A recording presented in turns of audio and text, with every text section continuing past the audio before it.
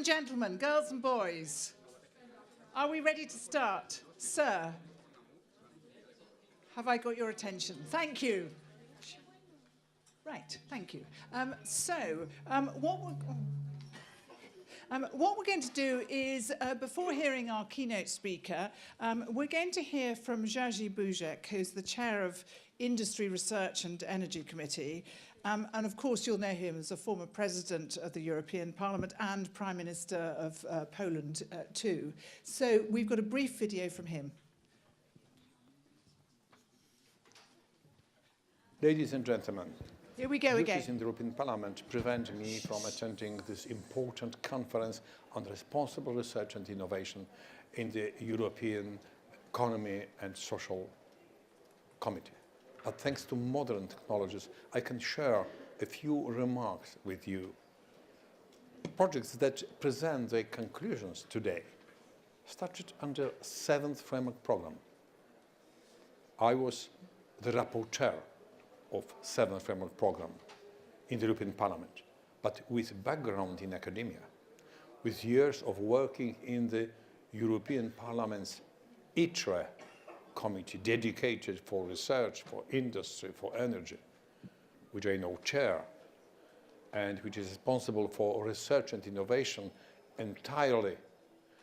I see how important it is for us to better understand the implication of responsible research and innovation. In research and innovation, we look for answers to many challenges facing Europe: economy, growth, competitiveness, jobs, demography, education, health, security, and many more. Some of them are the priorities of each research and development program of the European Union. But underneath all this, we can also find the fear that research and innovation can go too far. They have the power to destroy the values which they serve: mankind, culture, humanity. It was the same in the past, if we study it properly.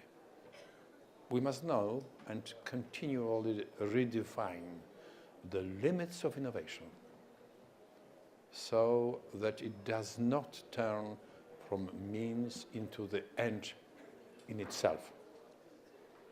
We must remember that innovation does not only change the world around us, adapting it to our needs or creating new needs.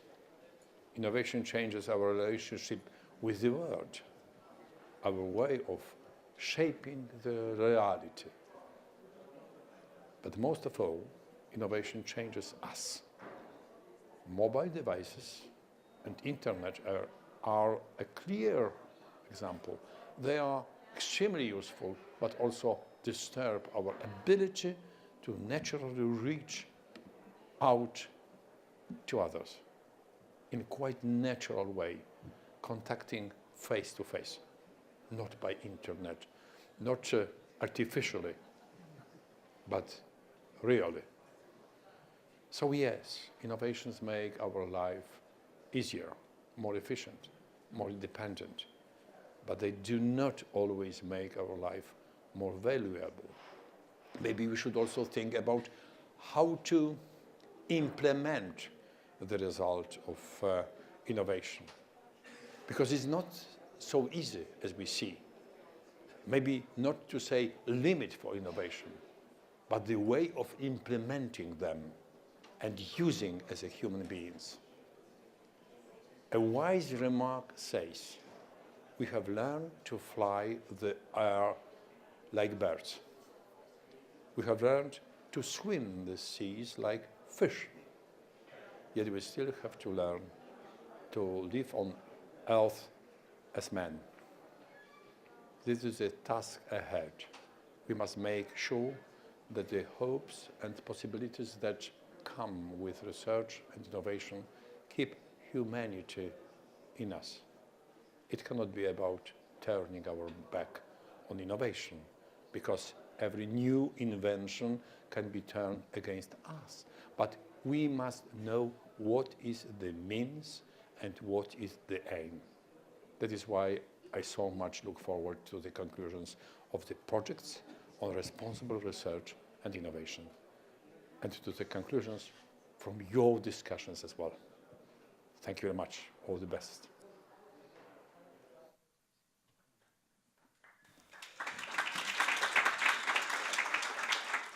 You always feel you should applaud him. He's a spectacular person. So let's now go to our keynote speaker. Richard Owen, are you ready, sir? Yes, thank you. No, I was looking at them. Richard Owen is very well known in the UK. He's Dean of Research and Knowledge Transfer, but particularly for this audience, it's his role as Professor of Science and Innovation Governance at the University of Exeter Business School. He advises the EPSRC, which is the Engineering and Physical Science Research Council, and he's also been very involved in the Cross-Council Environmental Nanoscience Initiative. Okay. Well, thank you very much. Thank you very much for inviting me. It's been a real pleasure. I've thoroughly enjoyed what I've heard so far today. First things, I'm wearing some new varifocal glasses, which means those of you at the back are crystal clear. Those of you in the front, I feel like I'm at a sort of really big stag party and have drunk far too much. So you'll bear with me in that case. The other thing is that I normally give lots of slides and prance about the stage and wave my hands a lot, etc. But I'm not going to do that today. And the reason for that is that I was asked to provide some reflections on the deliberations that we've had so far, and to add some thoughts of my own. So I've been making notes from the back as we've going along, and I hope you will indulge me by allowing me to share those with you for the next 15 or so minutes. So I'm going to start with a story. About 6 years ago, I was invited to a meeting with a high-ranking civil servant at the UK government to discuss a very large programme on nanosciences and nanotechnologies that I coordinate on behalf of the UK research councils. He ushered me into his office in London, where I gave a set of slides on the opportunities of nano and their risks, some facts and figures about the programme, and some details of the very excellent science that was being undertaken there. And he was very interested in that. And at the end of the presentation, I had 2 additional slides. And I must confess, I was a bit anxious about presenting those, but I took a bit of a gamble. And I said to him, regulation is always going to play catch-up with disruptive areas of science and innovation like nano. Don't you think that we need a framework that includes but goes beyond regulation, and one that includes and goes beyond risk assessment? A framework for responsible innovation. And he stared at me blankly and said nothing. And then after 10 seconds, he looked up and he said, well, thank you, Richard, for coming in. And he ushered me out of the office. And he picked up a printed page of paper with my bio and my photograph on it. He took a big red pen and he put a big red line through my photograph.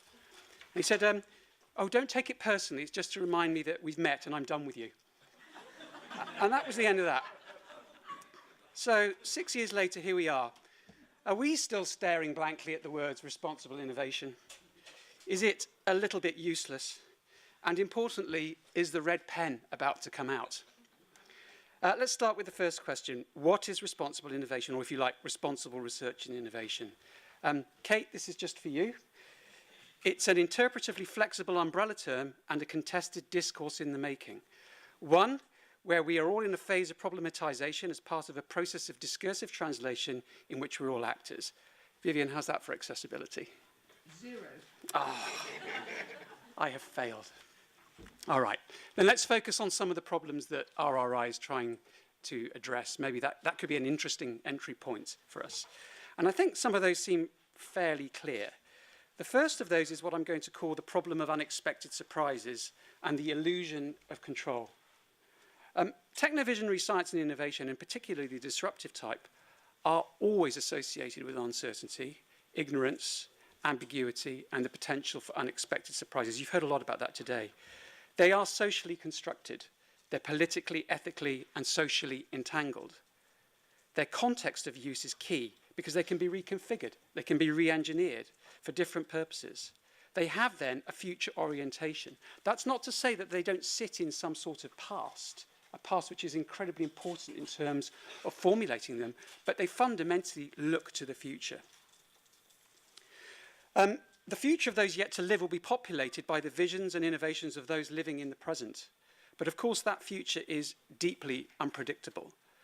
And that presents us with a dilemma of control, in which we trade off the potential opportunity losses against the potential for harm, lock-in, and path dependency.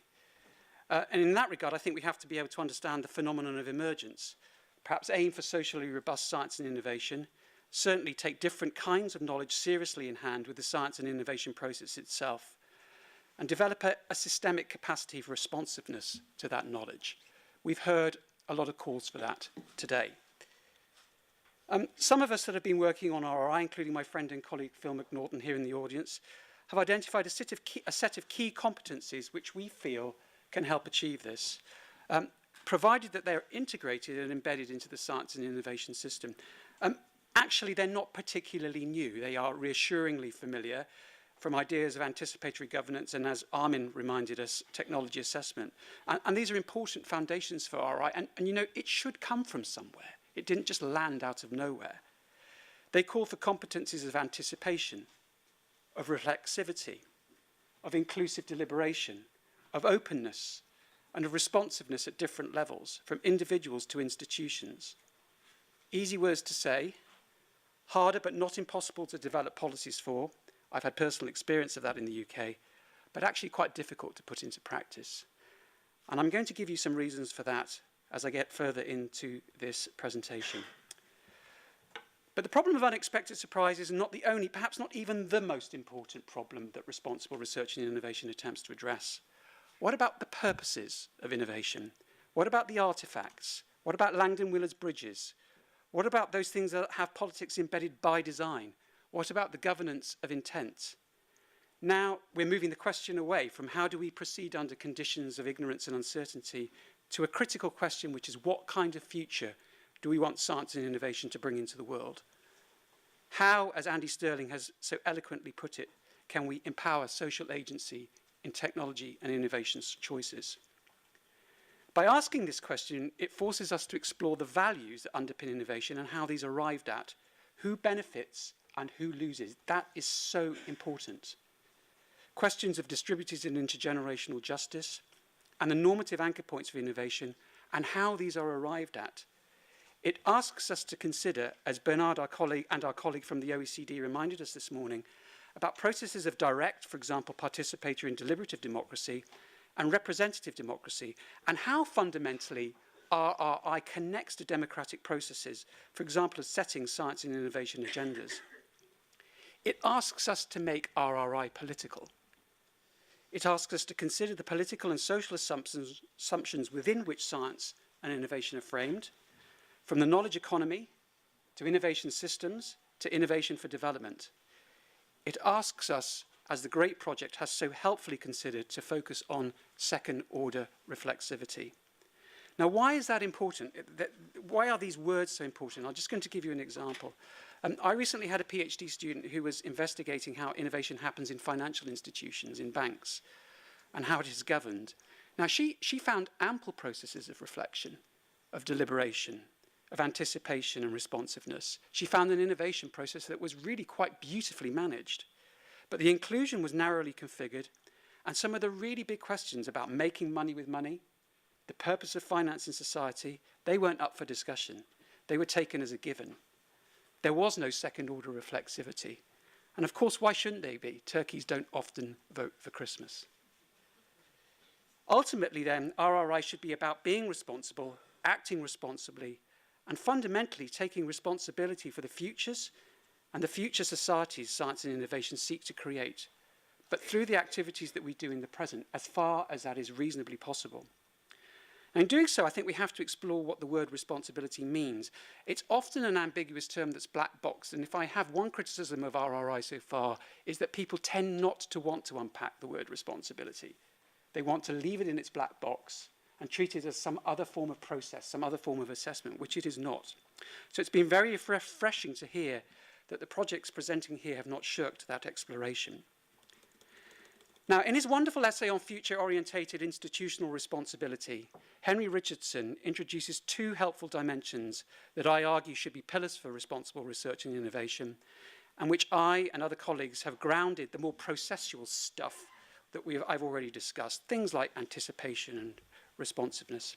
And he presents those in a metaphor that I will loosely paraphrase here. And here, Vivian, I hope this is a little bit more accessible. Many of us in the room are parents. I myself have two children. When we go out for an evening and entrust our children to the services of a babysitter, I wish we could do that more often in our case, we do not ask them to strictly enforce our particular standards of table manners, the exact time that the children are put to bed. Our primary concern is for our children's safety, that strangers are not admitted into the house, that the children do not leave the house, that they're prevented from playing with matches, knives, drinking whiskey, climbing onto the roof, maybe spending a whole evening on Facebook, Twitter, and Instagram, although that, I argue, is beyond even the best babysitter. Now, Richardson describes the babysitter's duties as being oriented around a specific set of concerns. Here are children's safety and well-being, things we care about, framed by our values and our constitutive attachments. It's that dimension of care that sits behind the question, what sort of future do we want science and innovation to bring into the world?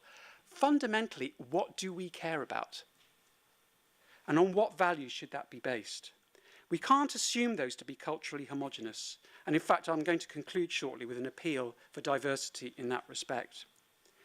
So care is really important, but the second element of future-orientated responsibility that Richardson introduces is what he describes as the undertaking to cope with surprises. And what he's reminding us again is that the future is usually unpredictable, and unpredictable things happen. So given that, we expect the babysitter to look out for the children in a myriad of unforeseeable circumstances, and, importantly, bend or revise pre-existing rules. So our rule of don't let the children out of the house should be broken, and broken pretty quickly in the event of a fire, when getting the children out of the house is precisely what we want them to do. That is being responsible. So ultimately, uncertainty and unpredictability mean that to be responsible is to be vigilant, it's to be adaptive, it's to be flexible, even if that means changing or bending pre-existing rules, at least within limits.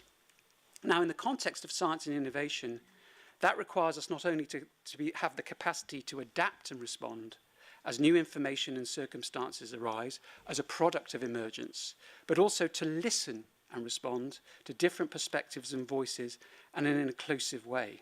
Those of you that work on open innovation will not find that a particularly difficult concept to grasp. Finally, Richardson contends that these dimensions of responsibility are institutionally divided in terms of our roles.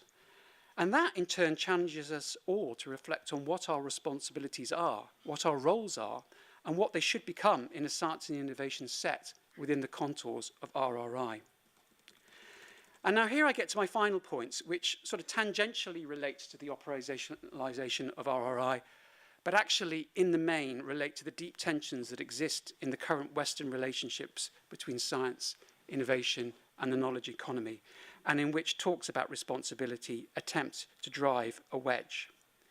Now, I suggest we stand like Orpheus, desperately trying to haul the object of our study and affection from the Hades that Beck described as organized irresponsibility, daring not to look back at our Eurydice, for she, in truth, imbues the capacity to kill responsible research and innovation.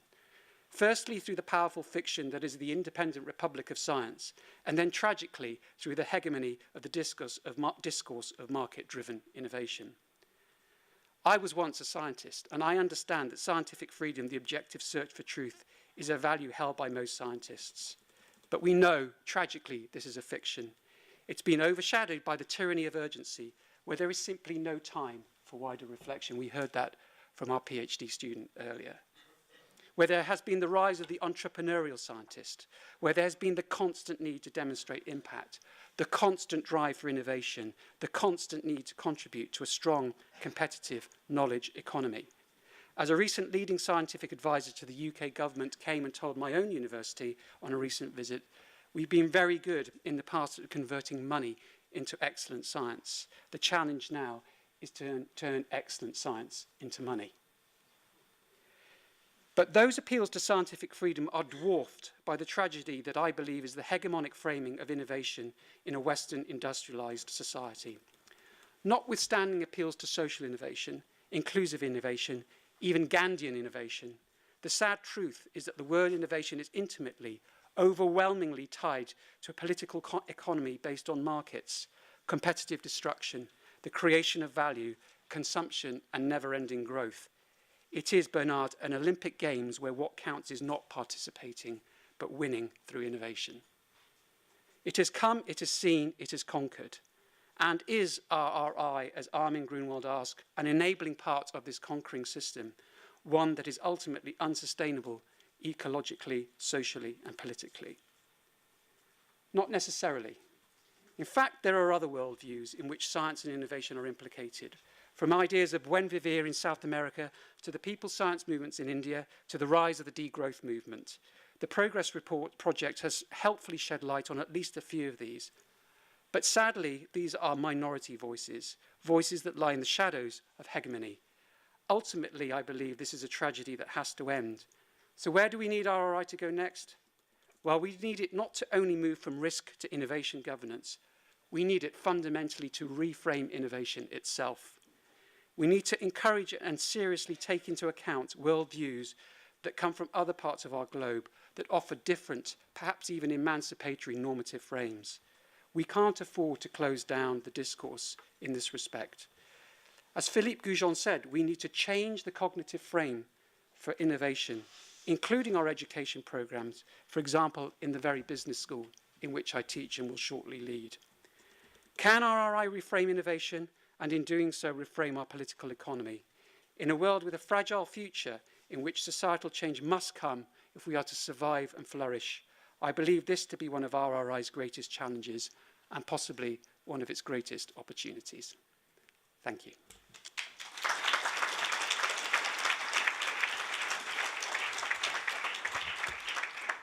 Thank you so much, Richard. That was a very thoughtful and excellent end to our day. If there's any couple of brief burning questions or thoughts on your day, I'm happy to take them. Are you all exhausted? Okay, well, I've got some really good news for you now.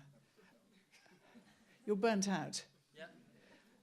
Cocktails. Yeah. Apparently, you have EU cocktails. I don't know whether they come from a tank under the ground, but there are EU cocktails.